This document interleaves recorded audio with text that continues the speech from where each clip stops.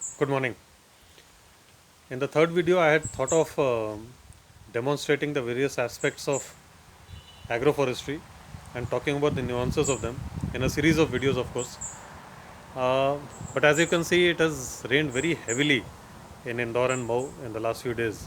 So I thought I'll dwell upon um the basic tenet of agroforestry, that is diversity.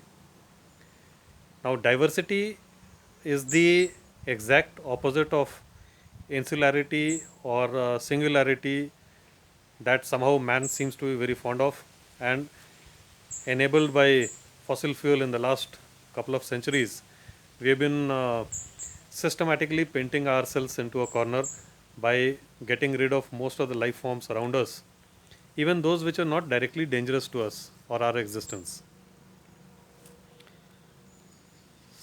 However, this doesn't seem to have been a very good idea because, as we see, uh, in the last century, growingly, uh, medicinal and medical support are almost lifestyle support systems today. And in the last 2 decades, we've seen a huge number of uh, viral and bacterial epidemics hounding mankind. Now, both of them uh, indicate that what we've been doing with our the diversity all around us has not been a very good thing to do. They, it is life which sustains life, and the human biosphere is characterized by life, a huge teeming diversity of life. Uh, the earth itself is a very, very large entity, and there are various configurations of climate and other environmental conditions, a very small proportion of which can all loosely be termed as the human biosphere, where the temperature and other considerations as well as the life forms interact with each other to sustain human life. This is what we've been getting rid of. That has been the unfortunate part, and restoring it is one of the basic aims of agroforestry, not only as a method of farming, but with a larger aim of restoring the environment that we live in. The second type of diversity, which is very important, is to ensure that uh, the terrain configurations which sustain that kind of life that we have thrived in. The basic being, of course, the forest, the virtues of which I have been extolling time and again. It is the most important facet of it, but it's not alone. There are grasslands which are the exact opposite of forests. They have very few grasslands, that is, they have very few trees. They mostly have grasses and shrubs and at most bushes, but they have their own ecosystem supporting their own wide range of life forms which are very important to the larger whole. The third terrain configuration are water bodies. Now, water is very essential to life, we all know. You can see, in fact, my efforts of conserving water in this water recharging pit behind me. Now, water could be in two forms: running water in the form of streams and nalas and rivers, and static ones like wells or ponds or lakes. All of them support their own uh, set of life forms which interact with each other and then interact with the surrounding terrain configuration also, and make our life much more diverse, richer, and healthier.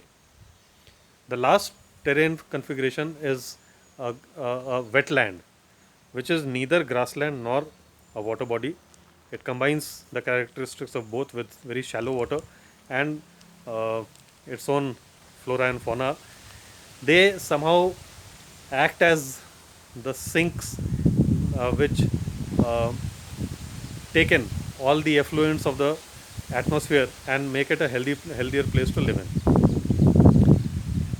Now, these are I was explaining this because this is what I've been I'll be addressing later on as we progress into the videos on agroforestry as it is practiced in Ashray, wherein uh, these are going to be recaptured or restored or facilitated in a way to create a small microcosm of the huge, of the larger entity which is the human biosphere. In a very small place like 1.5 acres of land, one has to have a human biosphere. And collectively, when so many other farm lands also uh, convert into agroforestry, there will be so many microcosms along and making the larger uh, whole as such, which would be larger than the components. It is very important to understand that life can be drawn out of life only. It sounds like a very profound philosophical statement, but I'll just illustrate with a very small example. Vegetarians eat plants. They can eat anything, right from the roots to stems to leaves to fruits to seeds to flowers, whatever. But it is a living plant that they can use as a food. But can they use the soil on which this plant grows on? No, because soil is inert. It is the interaction between the plant itself and the various seen and unseen life forms that interact in a healthy soil, which give us healthy food. And this is the basic thing we need to understand. We cannot have, it's very difficult to draw life from life, to edge out other life forms and ensure your place in it. But then you cannot have everything around you dead and hope to prosper in that solitude. And this will be the cornerstone of, as I said earlier, of the further series on agroforestry that I'll be